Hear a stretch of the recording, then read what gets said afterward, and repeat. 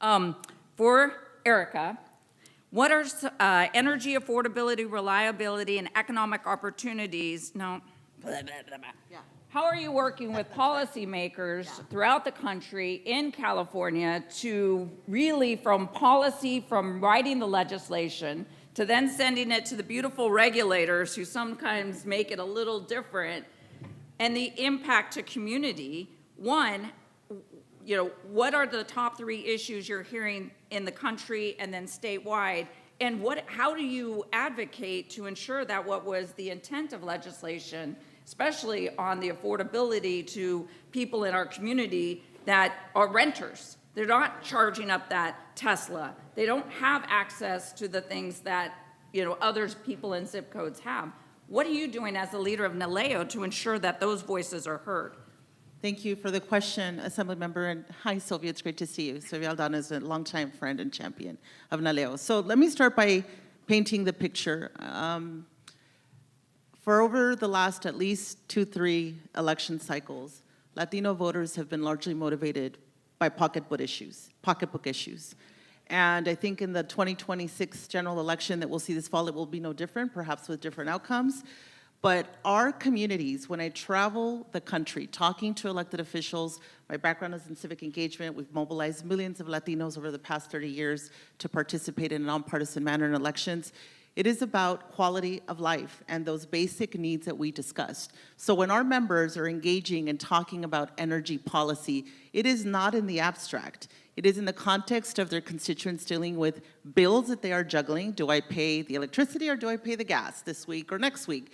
It is in the context of outages that impact them disproportionately, just as you mentioned, our renters, our multi-generational families, our senior Latinos that are very vulnerable. It is in the context of job insecurity, where they are losing the opportunity, and it is in the context of worrying that their children are going to be worse off than they were for the very first time ever in American history, unlike some of our stories who came from immigrant families, as I did as well, and in one generation had an incredible opportunity to have an education and a career that was making a difference and an impact.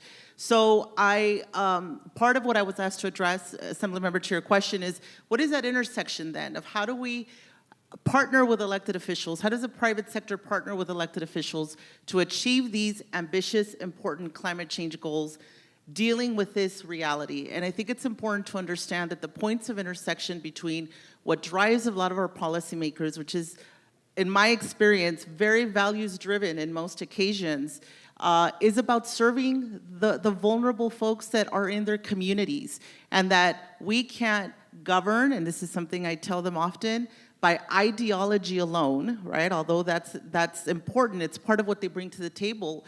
They are now the ones sitting with the power to negotiate difficult solutions to complex problems in a very difficult and polarized environment.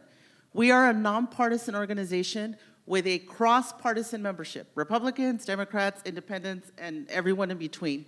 And for the first time in the 30 years that I've been working in this work, it is getting so difficult to get people from different parties, from different perspectives, to sit in one room and have a conversation.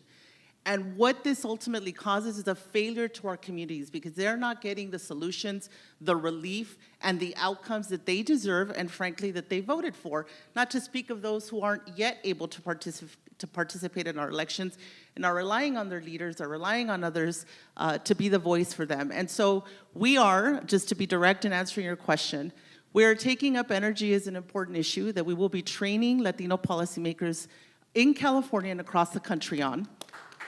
Thank you.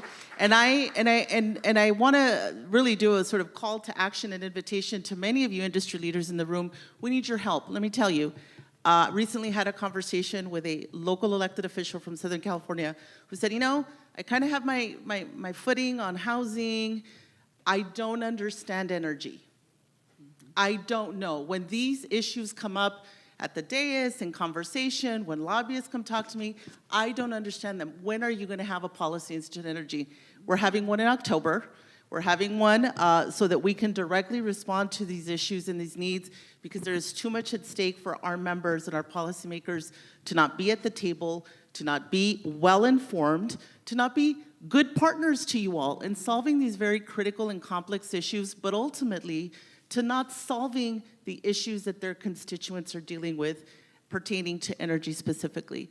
And so one of the things that I think is an opportunity, which I think is always helpful to land on, is that I think the smartest collaborations where we have seen results, not just on energy, but on many other issues, is when our policymakers are able to engage in policy that creates the right incentives, but we also have to accept that part of their job is to create the right guardrails to ensure that our community is protected, that our community has the right opportunity, that the right framework is in place to correct some of the wrongs that have long-standing decades have produced.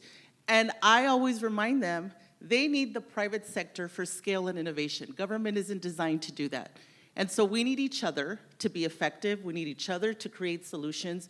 We need each other for our community to move forward. Our job as a membership association of Latino policymakers is to help them be effective and to help them be, I say, good partners with the folks who have to work with them on these issues. And at the end of the day, the outcomes that we need for our community are lower bills, investments and resilience and reliability when it comes to energy, and pathways to workforce opportunities that sustain families. I had a conversation with an energy leader late last year in Houston who was telling me, I recruit in Mexico for engineers, I recruit in Canada, and I said, it makes my blood boil. We got young people, you just talked about this, in our backyard who can't find jobs after college. We need to make the system work. And one of the other ways that we're contributing, we are a cross-jurisdictional membership organization. So when we're talking about these issues, we'll have a school board member who's dealing with K through 12, hopefully creating a pipeline to STEM, the community college trustees, which are often running our workforce systems, and there's often misalignment between those two systems. And our municipal and county officials who are thinking about economic and workforce development systems that are often misaligned with what the community college system is doing. And of course, our state legislators who are funding and championing and writing policy on these issues at the state level. We need everyone working together. We're often trying to solve the same problem, but not talking to each other. And that is how we're contributing to this conversation. Thank you, Erica. And where's your conference in October? Thank you. So it's going to be in Houston, Texas in October, but the NALEO annual conference is coming to Los Angeles, July 14th through 16th. You're all invited. Where this issue will certainly be discussed there as well. Great. Thank you. Thank you, panelists, for their insights.